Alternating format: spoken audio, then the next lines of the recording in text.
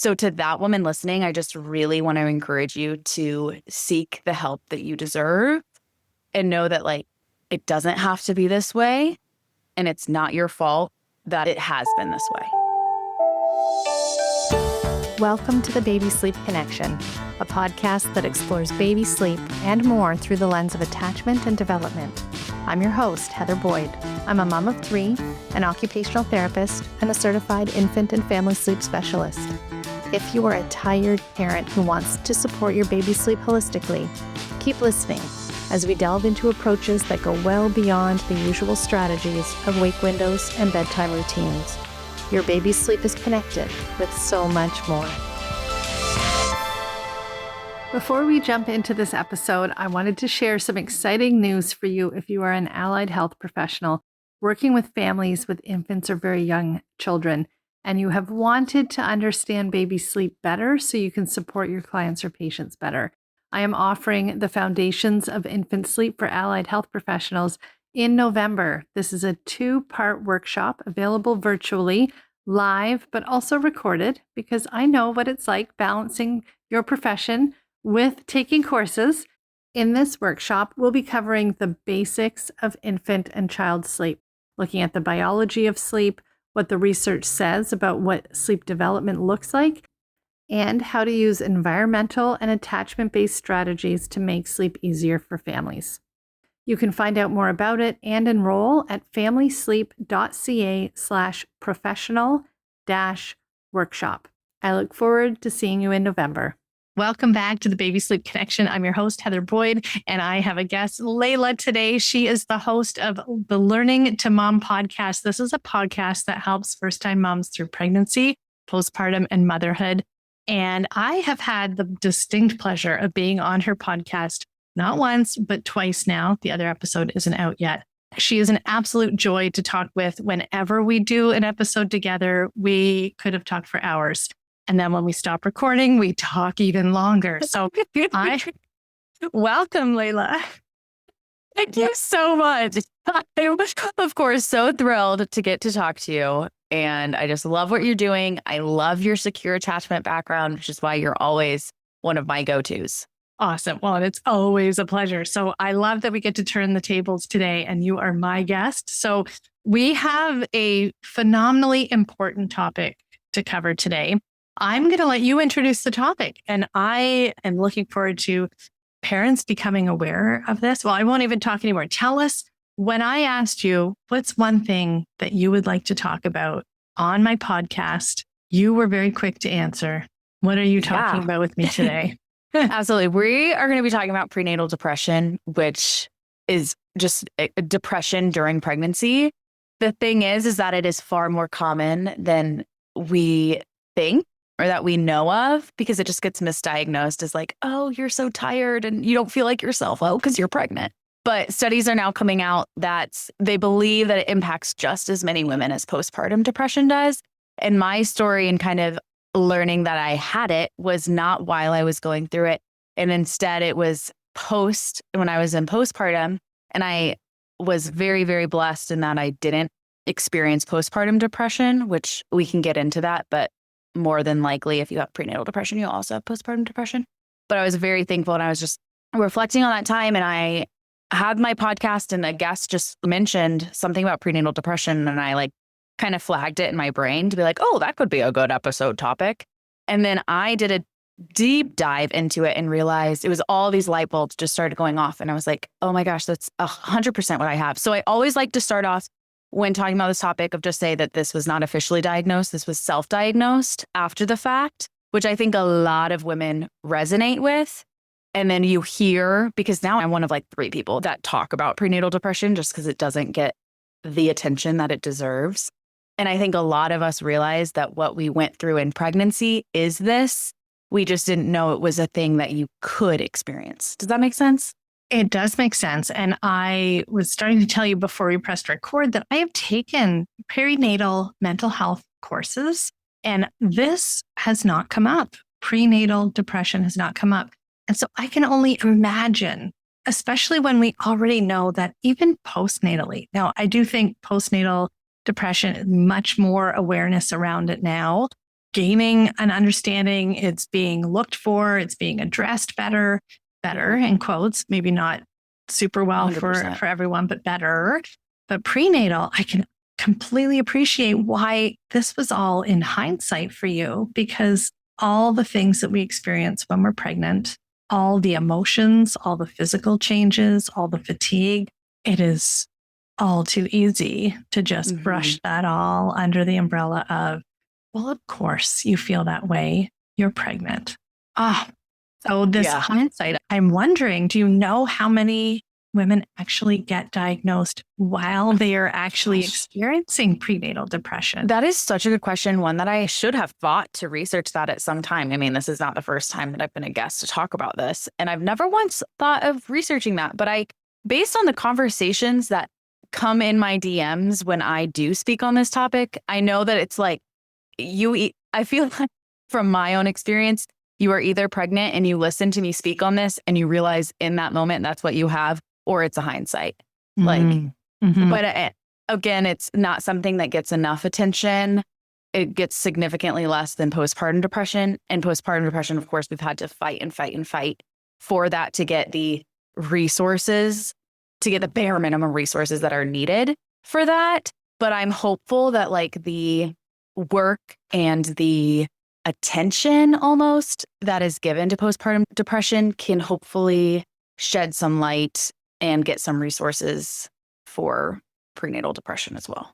I feel like that would be a natural trajectory for this. Like you wouldn't be able to stem that as this gets to be a little more well-known or a lot more well-known. Tell me, because we know there are lots of links between, depression in general and postpartum depression. You've touched on already a high link between prenatal depression and postnatal depression. Am I right to say most women that have prenatal depression will also have postnatal depression? Yeah, which is very, very unfortunate, of course. And we can get into some of the risks and you might see how it kind of relates. But I think perhaps we can start today's conversation, Heather. I don't mean to step on your toes, but I think many times it's very helpful to just start off with like the symptoms. Let's start there. Okay. Because I remember when let me just share more about my story. Okay.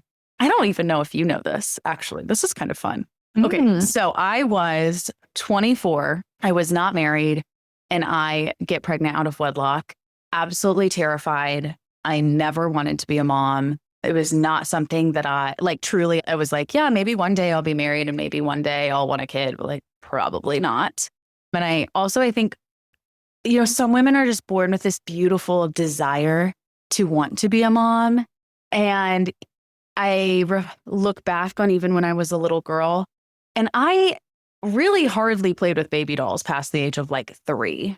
And then even playing house as a little girl, I had absolutely no interest in being mom. Like, no. So I got pregnant out of wedlock and I just spiraled. That was so, so hard for me. And I was so thankful for my community and thankful for my boyfriend, now husband, who just really encouraged me, kept me going. And together we chose life, and it has ended up being the best thing in the entire world. And I'm so grateful for that decision. But essentially that was my background in experiencing prenatal depression. I want to just pause there because there are so many women that I work with that describe that same experience of not anticipating that motherhood would be something that they wanted or that they would find so positively life-changing. Because parenthood is tough. The women that work with me are exhausted and are at their wits' end. But the idea that you don't need to have been playing with dolls and pictured motherhood forever, and that has the possibility of shifting. And so for any mom who is listening, to know that if that was your experience, that you didn't come on board with like loving it. And I can share some similarities with that, in that I worked with babies and I thought that was enough for me. I don't need my own because I work with babies and that's fine. And then it turned out that actually this motherhood thing, as messy as it is, was a pretty good fit for me. I wanted to point that out, that we don't need to have a love affair with becoming a parent, that there's nothing wrong with starting there. Yeah. And I think something that I'm so passionate about and what I like to share is I think that a lot of women, specifically in my generation, because this was me, we believed the lies of society that like, you're going to lose yourself. You're not going to be able to travel anymore. You are going to hate your life. Kids are not worth the hassle. We believe all those lies and they're spoken over to us, whether that be like viral reels on Instagram, whether it be how movies portray motherhood or how TV shows portray the husband who sits on the couch and does nothing and the mom is having to do it all. Like, no wonder we are all so terrified of motherhood. That looks horrible. And what I love to remind everybody is like, simply those were lies. Like, society doesn't value mothers. They don't value children. So they're going to try to convince you out of it. But truly, motherhood is such a beautiful thing. And I am so grateful now for my story, because I don't even know if I ever would have become a mom. And at the very least, I would have pushed it off so long that maybe then I would force myself to not ever get to experience it, because those lies are they're everywhere, that it's hard to see them for what they are, that they are lies, because you just accept them as truth. Mm. Mm. Okay. Yeah. Well, and I think, I worked on my career, which was fine. I'm glad that we did it that way. But to know I'm so glad you shared that story. The shift that can happen, I guess, is through all the messiness of it, because the reason you have your podcast is because motherhood is hard. And it's hard and I love how you say that. Yeah, it is hard. And so where are we in your story then? You were 24, okay. You've had a little one. That was your first. So and because of that, right, I'm pregnant out of wedlock and I'm absolutely miserable and I'm so embarrassed.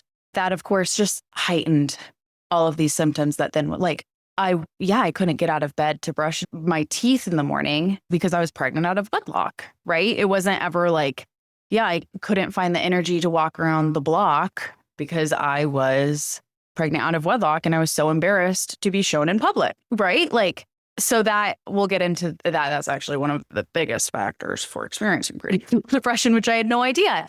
But then even with the irony too, is that many of these symptoms are very similar to postpartum depression. And I remember my husband and I, because we got married when I was 7 months pregnant, I was not a glowing bride by any means, but I was very thankful to welcome that child in as like a united front. And that's just what worked for us and our story. And I remember him and I like fully anticipating postpartum depression and looking at all the signs and all the symptoms. And never once did we think, you're experiencing like 5 of these right now. And, it was just so like ironic that we didn't put the 2 and 2 together. When we're so focused on forward thinking, we're not even in the present. Yeah. Are we? Like so forward, you're not even recognizing the parallels. That's fascinating because it sounds like you were struggling significantly, but when you were in it, you're in it and can't see it. And it's not just with depression. It's with so many of the things that we experience as human beings. So right. When you're in it, you can't, it's like being, what is that expression? When you ask a fish what it thinks of water, I'll be like, what are you talking about? There's no, they're not even aware they're in water because that's all they know. Yeah. No, that's so true. So true. So I guess fast forward, I was graced with not experiencing postpartum depression. I have no idea why. I think the Lord just was like, this girl can't handle another thing. And she can't out of that too. Okay. So for whatever reason, by the grace of God, I didn't have postpartum depression. But then fast forward again, and I had started my podcast. And like I mentioned, a guest had just mentioned it. And I was like, oh, that's so interesting. And then, I went through and really the first thing that it was the symptoms. And I think it is so helpful to start with the symptoms because so often we hear like, well, if you experience this, you're depressed, or if you da-da-da-da. But it's very helpful to kind of hear it all in one place and be like, oh, I have 5 of those, or, oh, I have 3 of those. And that makes a lot of sense, right? I don't think we connect all the dots. So to get into that, obviously it's very similar to just depression symptoms, but these are specifically present during your pregnancy. I'm sorry, I'm like jumping all around, but I also just want to say that I think prenatal depression it's even harder to walk through it because of like this is supposed to be the happiest time of your life and you're supposed to be glowing and you're supposed to just be like radiating with this life inside of you. And when you're experiencing that, it is just so hard then, because then there's more comparison, and then you're really bummed that you're definitely not, riding the high from this pregnancy. And perhaps you have a sister who's really struggling with infertility and is crying for a child, and you don't even you're not happy to be pregnant. Like, then you feel guilty about that. So the whole thing is messy and hard. And if you are going through this, no, you are not alone. You are not alone. Yes. Yeah. But I guess these symptoms. So as I said, pretty similar to depression symptoms. They're present during your pregnancy. And they are persistent sadness, feelings of hopelessness, loss of interest or pleasure in activities, changes in appetite and sleep patterns, which of course is such like I don't want to eat, but I'm pregnant.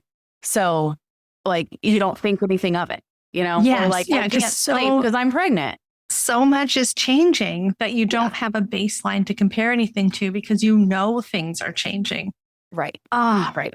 Yeah. So there's irritability, excessive worry or anxiety about the pregnancy, guilt or feelings of inadequacy, difficulty concentrating, again, appetite disturbances, and then, of course, thoughts of self-harm or suicide. But hopefully just hearing that list in one place can connect some dots for you, because that's what started connecting the dots for me. Well, and those all are those major tick points for depression outside of pregnancy altogether. But when, again, I think the dynamic of so much changing and so much stress when it's an unexpected pregnancy, it would snowball. It would snowball, which is, again, why I think about that hindsight piece. Like, oh, it's so much clearer once you're out. Now, I'm curious, and I know you want to talk about the risks and some other pieces here, but in hearing your story, I think even though there's a high association between prenatal depression and postnatal depression, the fact that you didn't have postnatal depression, what did that feel like coming into motherhood? Was it a lifting of these symptoms? Like, what did that look and feel like for you? Yeah. Well, I guess first, what I want to say, actually, to back up, Heather, is I think my story specifically, I don't want someone to be like, well, this couldn't be me because this baby was wanted, or this baby was prayed for, and this couldn't be me. I just want to say that literally it can happen to anyone. This just so happens to be my story, because then I think women feel a lot of guilt and shame about maybe you wanted this child for 8 years and now you're going through this, and then, you feel even worse about that. But so I just want to say it's a risk factor, but it's not the only. Yeah. As far as my experience and how it was with postpartum, it was, oh my gosh, I just can't really even describe it. It was so beautiful. I mean, truly, the moment that they put her on my chest, all of the guilt, all of the shame, all of the not wanting to live anymore, all of that just simply didn't matter, and it went away. And I am so, so grateful for that. And I mean, again, it's all connected, right? I was always scared to be a mom, and then I was pregnant and I was choosing this life, but I still felt so inadequate, and I was so scared, and I'm just going to continue being depressed forever. And then I think I was shocked that I was okay. But then I think after that rush of hormones in the hospital, right? I don't know if it really hit me that oh, I'm actually okay. Because, for a while there, you're just in your postpartum haze, and you're just in survival mode, that it's just hard you're just trying to stay alive and keep this little baby alive. So I think it was once I got out of that survival mode. So for me, that first one, it took a while for me to get there. So maybe 12 weeks, I was finally able to leave the house again and not wear a postpartum diaper. Then I think I was oh, I feel great. Okay, that was just something that I had in pregnancy, but this mom thing is awesome, because for a while there, you don't really realize. No. Well, everything is new. Everything is uncomfortable physically. Yeah, there's a lot of an adjustment. When I think of the number of mothers who would not have been as fortunate to move into parenthood and have these symptoms alleviate, even with the messy first 12 weeks or so. Do you think it was that difference that led you to realize what you'd experienced in pregnancy? Knowing that, of course, many don't have that distinct difference. Like, was that what led you to that aha moment of, oh my gosh, I think this is what I experienced in pregnancy? Yeah. I think to your point earlier of like, you don't realize that something is if you're so accustomed to it. And I guess since all I knew about motherhood was me being sad about it and me not wanting it. And then all of a sudden I did want it. And I realized, oh my gosh, 5 months ago, I couldn't get off the bed, or get off my couch. So that was like really eye-opening. But I think for a woman who had prenatal depression and then is now experiencing postpartum depression, can imagine that to be extremely challenging in that she may believe that she's never going to get out of it. And this is just how motherhood is always going to be. So to that woman listening, I just really want to encourage you to seek the help that you deserve and know that like it doesn't have to be this way and it's not your fault that it has been this way. You've hit on something that I see as a theme through so much of the work I do with sleep, because when we are probably anything, not just parenthood, not just sleep, not just pregnancy, not just depression, but everything that is challenging to us, when we're in it, our brains do a little number on us. And I wish I understood why, but that sense of this will not end like this. I will never stop feeling this tired. My baby will never, ever sleep through this, will never get better. It's a theme. And I always talk to parents about how there's something in our brain that tricks us into thinking this won't change. And I can't quite conceive of why we get tricked this way by our own brains.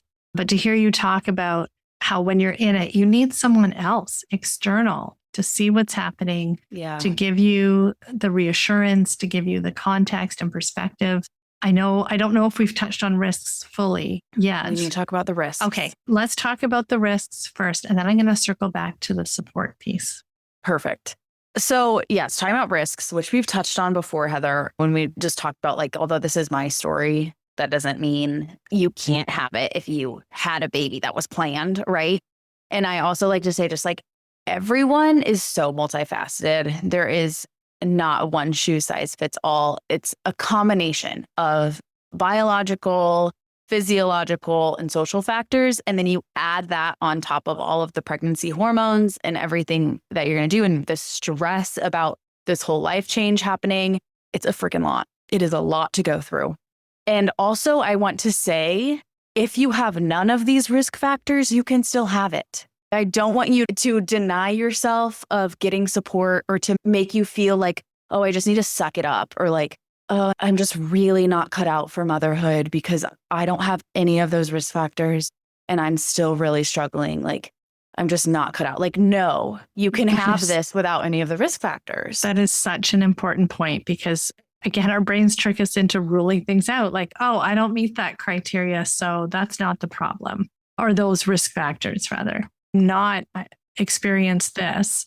I do remember talking myself out of pursuing treatment or diagnosis for reflux with my baby because I was a therapist that dealt with babies and I looked down the list. I'm like, nope, not enough checked off. It's not enough to get any support.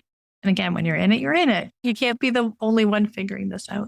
Yeah, I can see that being really tricky because as a mom, it's like, trust your mother's intuition above all.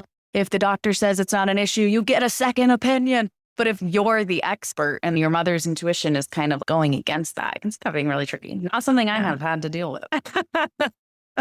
Oh, we get ourselves into tricky situations one way or another, don't we? Yeah. Well, and so, your story is yours, although I'm sure some will relate very closely to it. For others, I think you've highlighted something really important, and that's don't talk yourself out of normalizing this if you're struggling in any way. Don't take this as a definitive checklist. If you are having a difficult time, pursue the support you need. Take the one step, like pick the one person you're going to talk to. Let that be the thing that gets the ball rolling. Yes. So these risk factors, we got history of depression or anxiety, stressful life events, which obviously in my instance, which is one. So I'll just say that one, an unplanned pregnancy. That's literally one of the risk factors. And that could be at like the end, right? You could have thought you were done with 3 and now you're pregnant with number 4. It doesn't always necessarily, of course, have to be the first. But other stressful life events, right? I mean, you or your husband could have lost your job, moving across country. There's lots of things, not just talking about pregnancy, right? Makes you wonder, even with the pandemic, like this global level of stress and the isolation, like that could just be a tick box on its own. Is there a global pandemic declared? Because if so, that's a risk factor. No, you're so 100% right. And I haven't thought of that because I just try to like block out those 2 years completely. You're 100% right. I just try to not think about COVID ever again. Then, of course, there's relationship difficulties and financial strain. So again, those are the risk factors in a nutshell. But if you don't have any, that doesn't mean that you can talk yourself out of it. Yeah, they are risk factors, not risk like a certainty. Yeah. It increases the probability that you will have this, but that doesn't cover everybody. Yeah. Yeah. And that's for the don't talk yourself out of getting support if you're struggling. Yeah, 100%. Okay. So if people are recognizing this in themselves or their partner or spouse, or in hindsight, which would also be thinking just in terms of second pregnancy or growing your family, there'd be another layer of worry about whether this would happen again.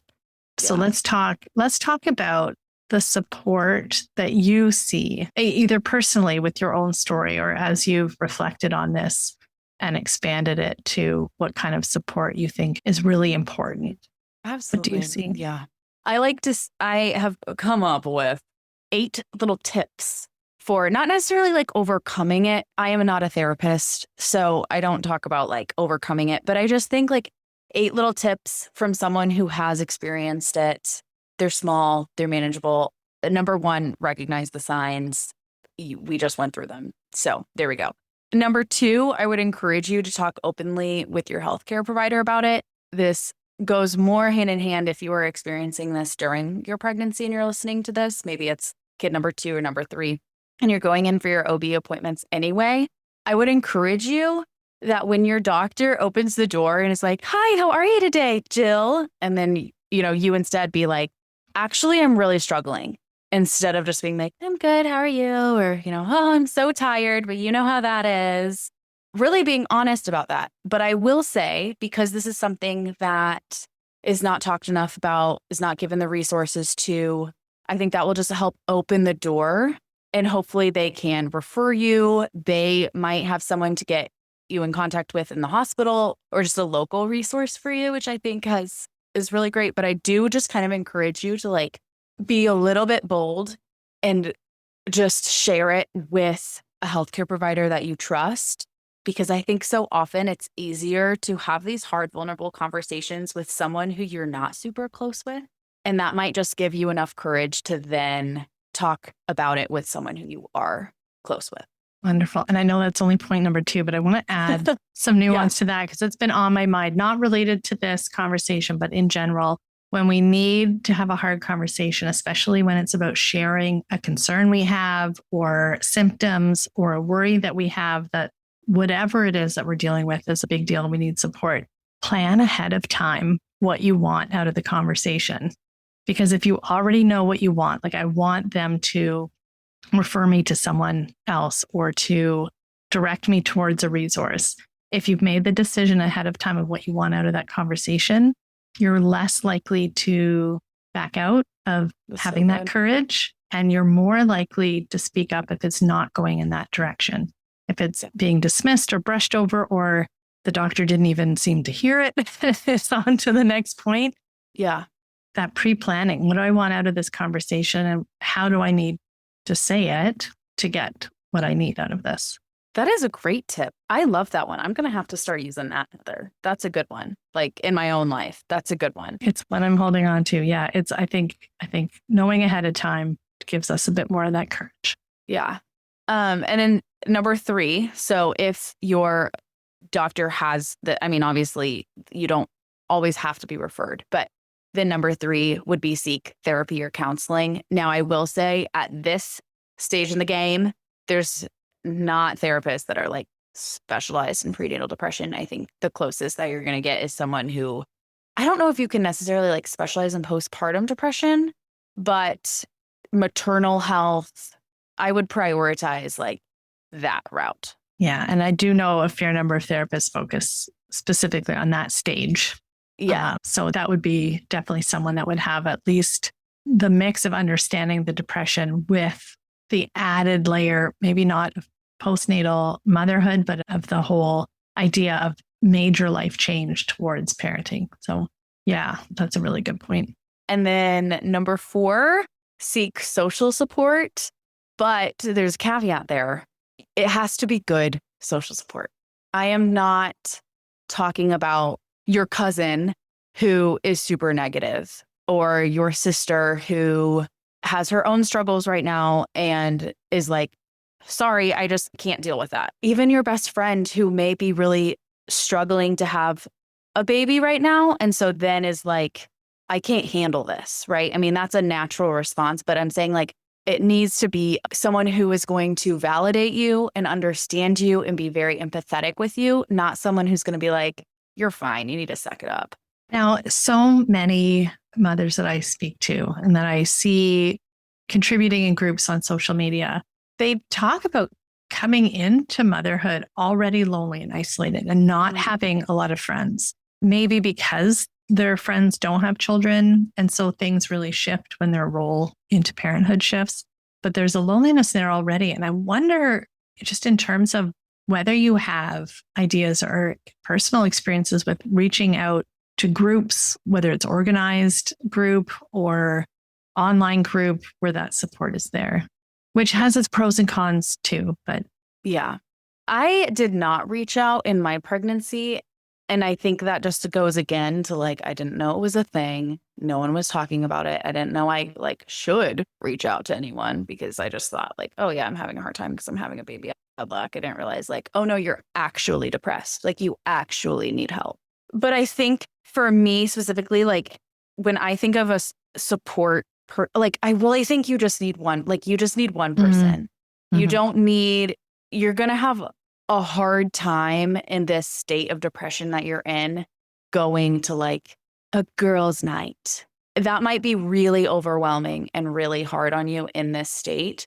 So I would rather encourage just finding one person. I think we can all find one person, and maybe that's a childhood friend, or maybe that is your aunt. For me, that person really was my boyfriend and now husband who just kind of dragged me out on the hard days. Like, you know, like, honey, you need to brush your teeth today. And me being like just struggling so much. And this is a little leeway, but I remember in premarital counseling with him, one of the, leaders or whatever was like, they said most people pick who they want to marry based on who they want to have fun with for the rest of their lives. And they said, but you need to pick someone who you want to suffer with for the rest of your life. And we just went through this whole, life-altering news. I was moving to London. That was not something else that I shared. I live in the States. I was moving to London. And I assume you mean, for all my Canadian listeners, London, England. Not London, Ontario. Still want to be. When you say London, you mean England. When people have to add the Ontario. I thought I would say that because I'm very close to London, Ontario. That's only 2 hours. Like, that's not bad. But yeah, I was just like, that's who you need. You need someone who is going to pick you up, who's not going to get upset at you for crying for the 12th time that day. It's easy for things to be easy when everything's going smoothly, but you want that person to love and support you at your worst. Yeah. At the most difficult. Yeah. And I think sometimes we kind of are like, oh, that doesn't count. That's my partner. Like it does count. You just need one person. I love that you said that. Yeah. Don't dismiss that as your key support. Yeah. They're there. They're there. Yeah. Yeah. And then number 5, this is my favorite. You just need to unfollow all of any and all like negative motherhood accounts and those viral motherhood creators who just like harp on the negativity for the sake of getting a viral reel. That is who I'm talking about. If they have relatable mom in their bio, it is probably someone that you don't want to be following in this life phase. I love that you phoned it down to if they say it's relatable. Well, and it's enticing because they hit on a chord that we Yeah, can I mean, relate I to understand. I'm a creator. I know why they're doing this. It's for the sake of virality. When you are in that, you don't need to be constantly seeing that. You are fighting for every glimmer of hope that you can get.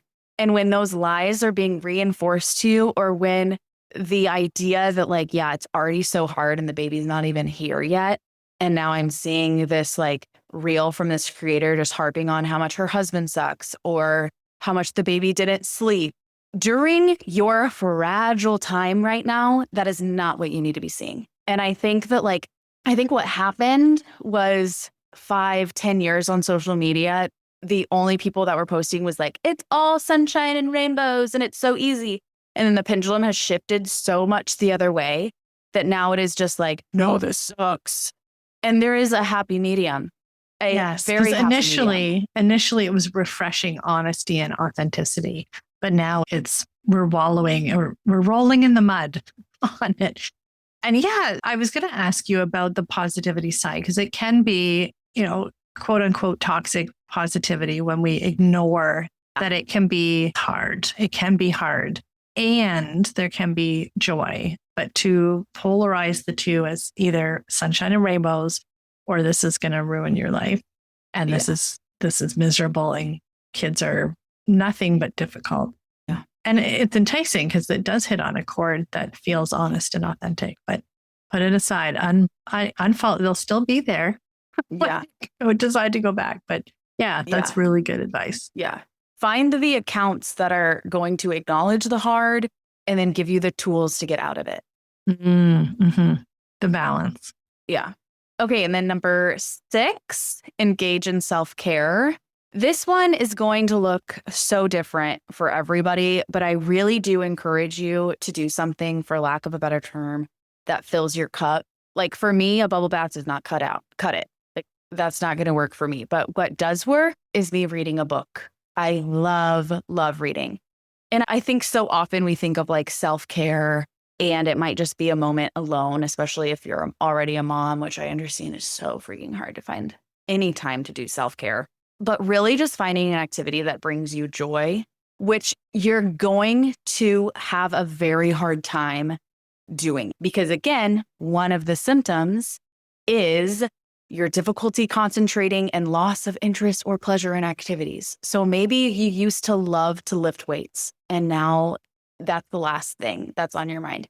But your support person can come in and hopefully you can even have a conversation with that support person and just be like, I really need you to hold me accountable to just putting down my phone and I need to paint something once a week, just like once a week. And that's a great way for them to get involved, kind of a great action item for them instead of them being like, oh, let me know if there's anything I can do for you. Like, actually, yeah, I really need to you need to make sure that I'm going on a 2-mile walk once a week to get outside. Just something. And something, I mean, you've highlighted it's unique to you. Bubble baths. There's a great article actually by Brianna Wiest called Self-Care Isn't Just Bubble Baths and Chocolate Cake or bonbons or something like that. Excellent article on reframing what self-care really means. I love talking about creating self-care that's actually meaningful to you because it's going to be unique. And so reading was it for you. For me, when the kids were little, it was like, I don't have time to like do anything like elaborate, like forget a spa day. But if I can walk barefoot along the grass on garbage day, just once a week, I'll just bring out the garbage and have bare feet on the grass so I can feel the earth under my toes. It's like, it's garbage day. Like, how did I find self-care in garbage day? Well, if you can find it in garbage day, you can find it anywhere. But it's finding out what's meaningful. No one could have said to me, here's a list of self-care suggestions. That wouldn't have been on the list. Yeah, that's why I find the thing that is meaningful.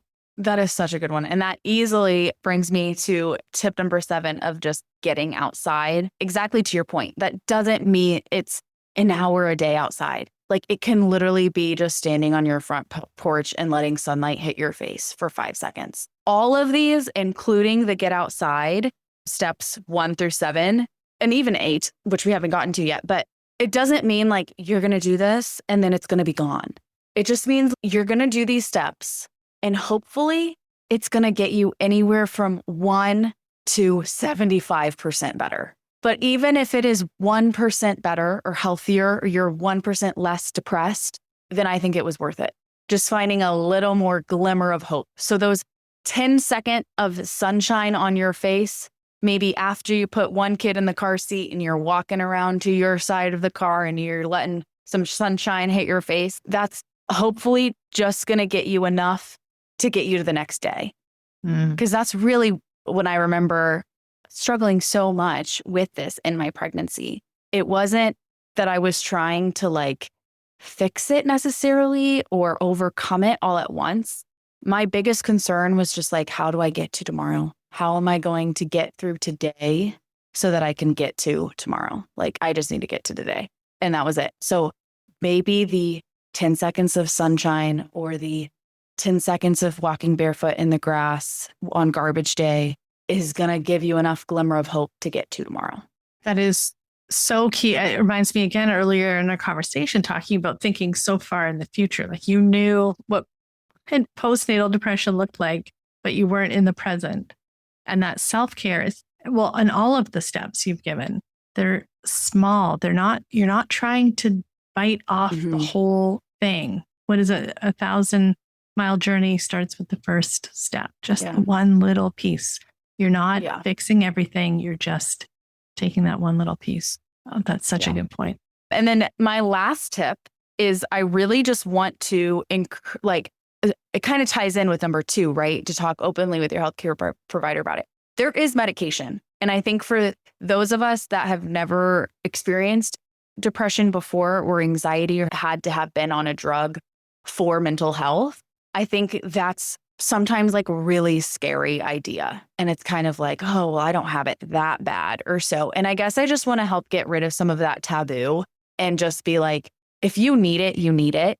I just want to say, as someone who is so passionate about birth, I really encourage you to have a open, informed conversation with your doctor. And I'm not saying this to convince you not to do it, because hopefully you can tell by my tone, I believe that it is a great resource if you need it. But I just also, caring about women in pregnancy as well, I want you to have an informed conversation about, okay, so let's say your doctor wants to prescribe you drug XYZ. I want you to be like, what are those symptoms and how is it going to impact the rest of my pregnancy and my birth?